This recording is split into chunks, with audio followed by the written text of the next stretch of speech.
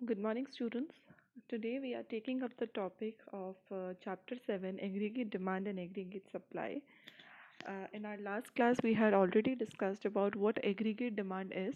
Today, we are going to study about the components of aggregate demand.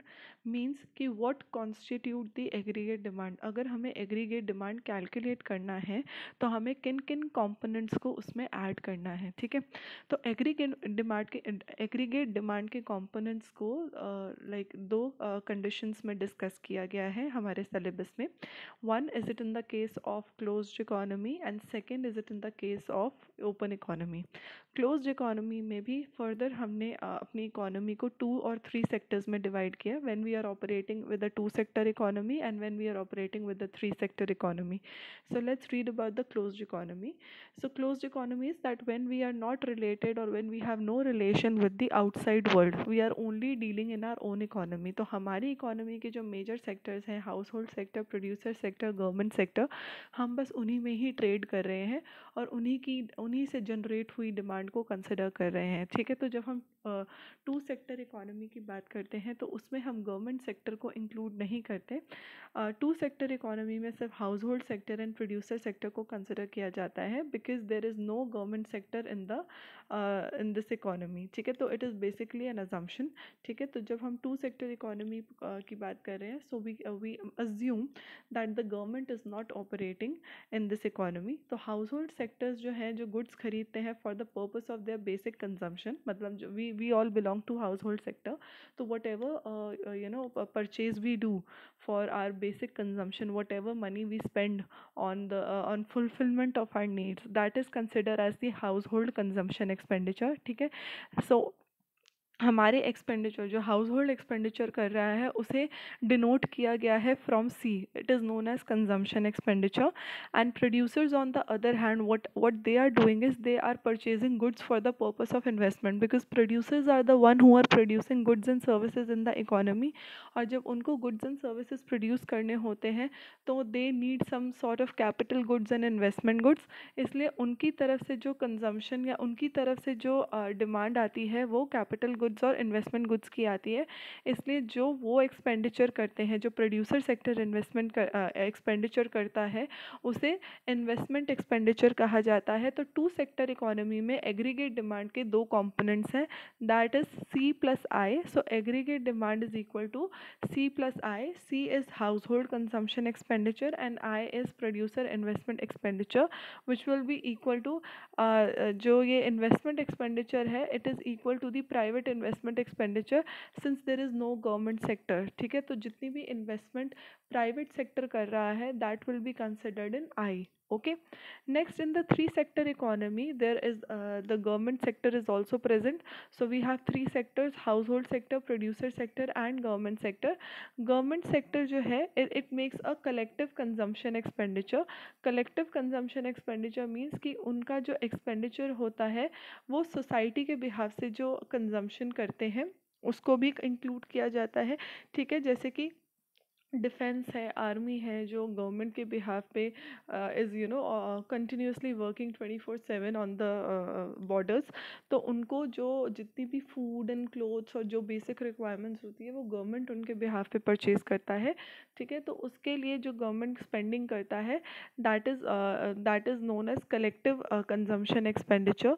Okay. उसके अलावा government कुछ investment भी करता है, ठीक है, like expenditure on roads, investment in roads on bridges, जो भी बेसिक इंफ्रास्ट्रक्चरल इन्वेस्टमेंट होती है वो गवर्नमेंट करता है. तो गवर्नमेंट की जो स्पेंडिंग है उसमें कुछ कुछ कंजम्पशन एक्सपेंडिचर का भी पार्ट है और कुछ कुछ इन्वेस्टमेंट एक्सपेंडिचर का भी पार्ट है जिसको डिनोट किया गया है जी से. So there in three sector economy the three components of aggregate demand would be household consumption expenditure, private investment expenditure and government expenditure, जिसमें consumption as well as investment expenditure जो government कर रहा है उन दोनों को consider किया जाएगा, ठीक है. So these are the components of aggregate demand in a closed economy. Now next is aggregate demand concepts of component of aggregate demand in an open economy.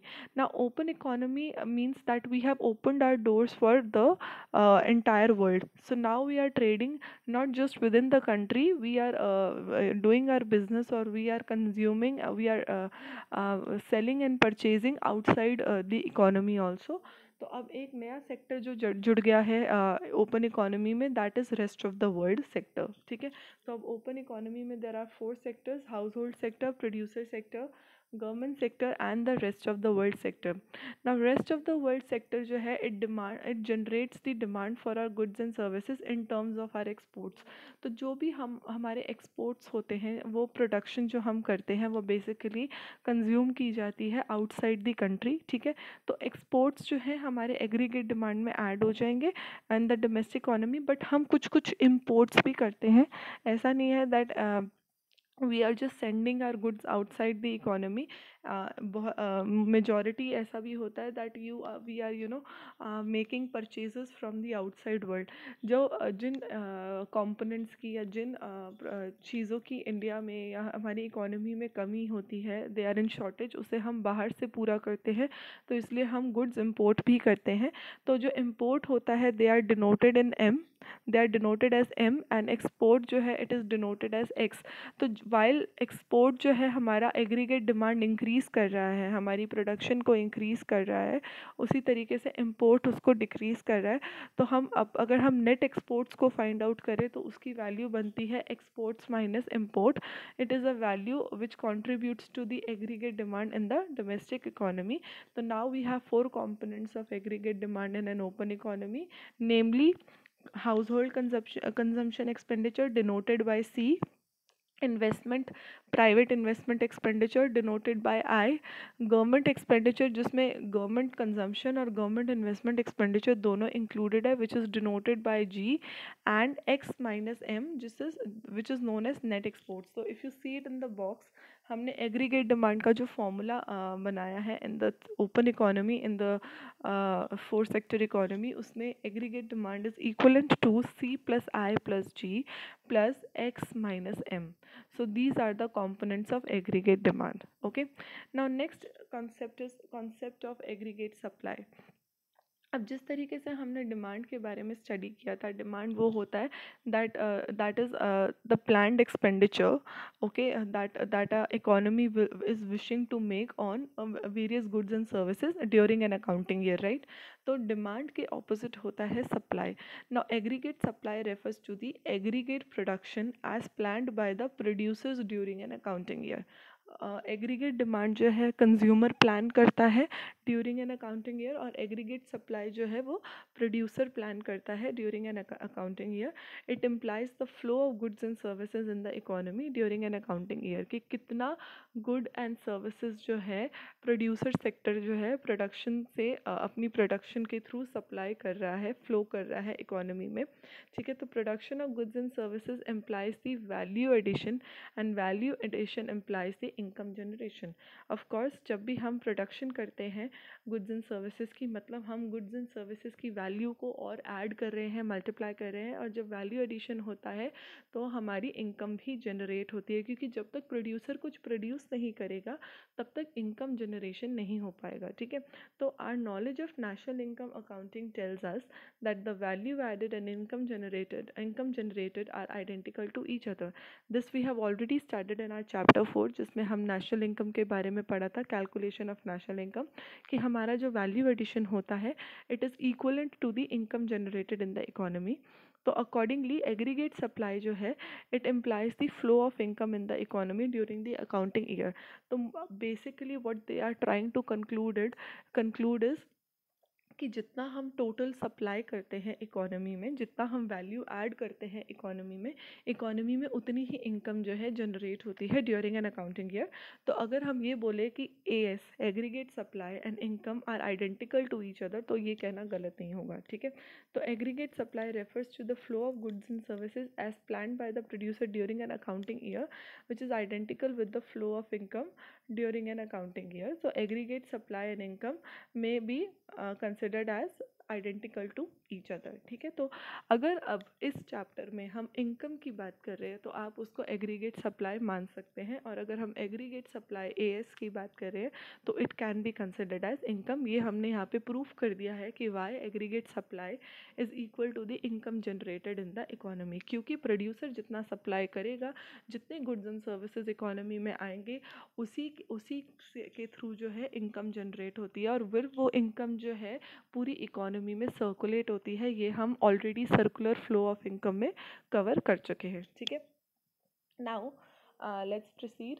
It needs the emphasis that in the context of macroeconomics equilibrium, AS refers to the planned production or desired production during an accounting year. Okay, तो macro economics के context में अगर हम बात करें तो equilibrium consider किया जाता है उस पोजीशन में, उस स्टेट को जब हमारी प्लान्ड प्रोडक्शन जो है वो डिज़ायर्ड प्रोडक्शन जो है वो अकाउंटिंग ईयर में जो हम जितनी भी प्लान प्रोडक्शन और डिज़ायर्ड प्रोडक्शन है वो हमारी इक्वल हो जाए। ठीक है, तो it does not refer to the actual output नहीं होता। Desired production is what producer desire to produce और plan to produce during an accounting year. ये हमने एग्रीगेट डिमांड में भी पढ़ा था कि एग्रीगेट डिमांड को कंसेप्चुअली अगर हम समझें तो it is basically the desired consumption or desired expenditure that consumers are willing to pay or willing to buy for goods and services that are being produced in an economy। उसी तरीके से aggregate supply जो है it is also a desired production that producers are willing to produce and during a particular accounting year। ठीक है, so AS schedule में अगर हम बात करें it is a table which shows the behaviour of aggregate supply in relation to income. तो since हम already ये चीज़ प्रूफ कर चुके हैं कि हमारा इनकम और एग्रीगेट सप्लाई इक्वल होता है, मतलब जितना हम सप्लाई करते जाएंगे उतनी ही हमारी इनकम जनरेट होती जाएगी। तो अगर हमने इकोनॉमी में 0 यूनिट्स ऑफ प्रोडक्शन रखी है, 0 सप्लाई किया है, तो हमारी इनकम भी 0 है। अगर हम 20 करोड़ की सप्लाई करते हैं तो अल्टीमेटली वही 20 करोड़ जो है इनकम के फॉर्म में हमें मिल जाएगा। 40 करोड़ की सप्लाई होगी प्रोडक्शन की तो 40 करोड़ की इनकम जनरेट होगी। लाइकवाइज हम जैसे जैसे अपनी सप्लाई को बढ़ाते जा रहे हैं, we have reached up to 120 crore level और हमारी इनकम भी अब 120 करोड़ है। तो the observation says that identity between income and aggregate supply shows that the producers in the economy are ready to supply what all that they wish to produce. ठीक है, तो ये अज्यूम किया जा रहा है कि प्रोड्यूसर ने साल भर में जितना भी प्रोड्यूस किया है he wants to supply it. ठीक है, वो रेडी है सप्लाई करने के लिए, सेल करने के लिए जितना भी वो प्रोड्यूस कर रहा है। तो but why do the producers wish to supply और sell all the they wish to produce. तो ऐसा क्यों होता है कि जितना भी वो प्रोड्यूस करते हैं वो सारा का सारा सेल क्यों करना चाहते हैं? Because there is access capacity in the economy. Accordingly, whenever there is rise in demand, the producer respond to it by planning an equal rise in supply so that there is excess capacity is utilized। ठीक है, तो ये मान के चलते हैं कि हमारा जब भी प्रोड्यूसर कुछ प्रोड्यूस करता है तो ही अज्यूम्स कि जैसे ही उसकी डिमांड बढ़ेगी उस पर्टिकुलर प्रोडक्ट की, उसको उतना ही ज़्यादा सप्लाई भी करना पड़ेगा, इसलिए वो एक्सेस कैपेसिटी में प्रोड्यूस करता है और वो पूरी कोशिश करता है कि जितना भी वो प्रोड्यूस कर रहा है वो सारा का सारा सेल कर दे। तो अ proportionate increase in aggregate supply corresponding to any increase in aggregate demand leads to a constant price level in the economy, so that price has no role to play in the determinant of aggregate supply. तो यहाँ पे ये चीज़ बहुत important है समझने के लिए, क्योंकि हम प्राइस लेवल को कांस्टेंट रखना चाहते हैं। हम aggregate demand and aggregate supply जो है वो सिर्फ इनकम लेवल पे स्टडी करेंगे। ये मैंने पिछली वीडियो में भी एक्सप्लेन किया था, क्योंकि आपके सिलेबस में it is prescribed that we would be only considering aggregate demand and aggregate supply keeping in mind the nature of the income, not the price level. तो अगर हमें अपने प्राइस लेवल को कांस्टेंट रखना है तो जितना जितना एग्रीगेट डिमांड बढ़ता जा रहा है उतना उतना एग्रीगेट सप्लाई हो जाना चाहिए, क्योंकि अगर किसी मोमेंट पे डिमांड ज़्यादा हो गई और सप्लाई कम हो गई तो प्राइस बढ़ जाएगा, और अगर सप्लाई ज़्यादा हो गई और डिमांड कम हो गई तो प्राइस कम हो जाएगा। तो हम प्राइस के साथ कोई छेड़छाड़ नहीं कर रहे, इसलिए हम ये अज्यूम करके चल रहे हैं कि जितनी जितनी प्रोपोर्शनेट एग्रीगेट डिमांड बढ़ रहा है उतना ही उतना प्रोपोर्शनेट एग्रीगेट सप्लाई भी बढ़ेगा। ठीक है, now why should we presume that there is excess capacity in the economy? Now this has been explained by a theory model which was propounded by Keynes. He was a big economist. तो Keynes ने ये assume किया था कि because he was dealing with the economies facing severe employment in the wake of Great Depression of 1930s, such economies must have excess capacities or unutilized capacity because of the lack of demand. This we can identify aggregate supply with income.